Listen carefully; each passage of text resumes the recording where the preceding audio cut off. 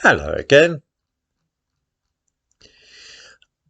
As I'm sure regular viewers will know, an accusation frequently levelled at this channel towards both me personally and also many of those who comment here is that we are racists.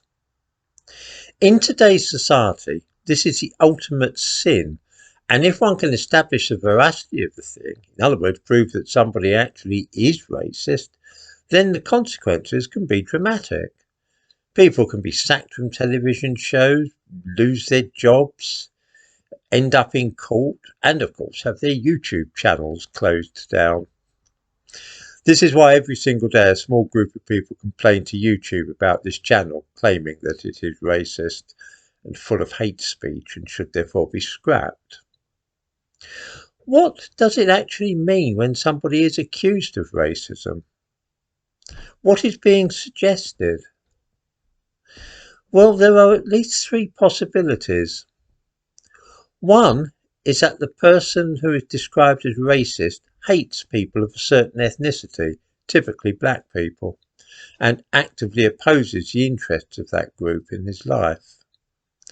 Perhaps he will refuse to rent a room to black people, doesn't wish to socialise with them, avoids them in the street, and shuns them at his place of work. He might also say rude things about the ethnicity with which he has a problem, using slang and offensive expressions when referring to them.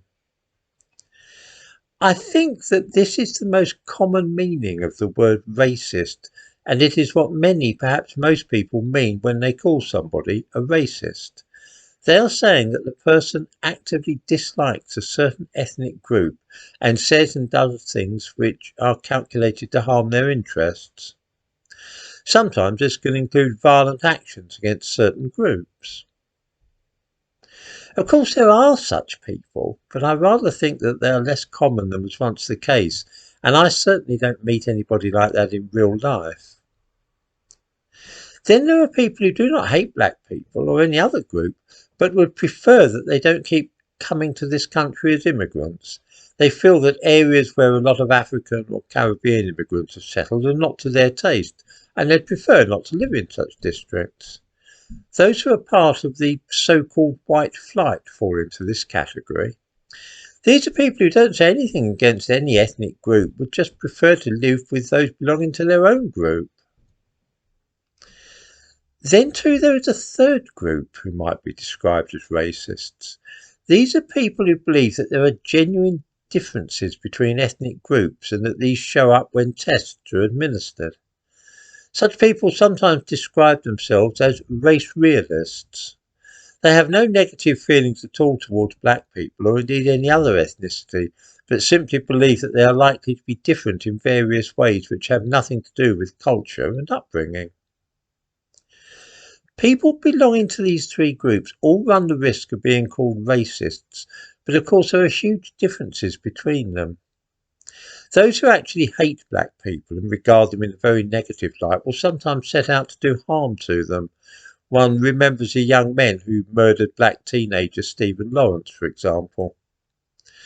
They are perfect examples of this kind of racist.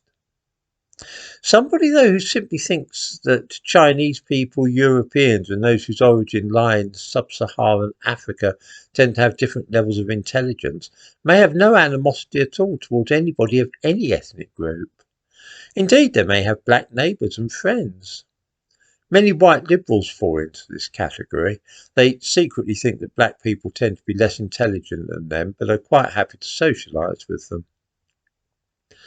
The difficulty is, of course, that when somebody shouts out that word racist, it's not always immediately apparent what they mean by it. Very often, of course, they don't know themselves what they are saying. It's just a mindless catchphrase that they've picked up and they use it because it's fashionable. This means that debating with those who are prone to this sort of thing can be a time-consuming and wearisome business.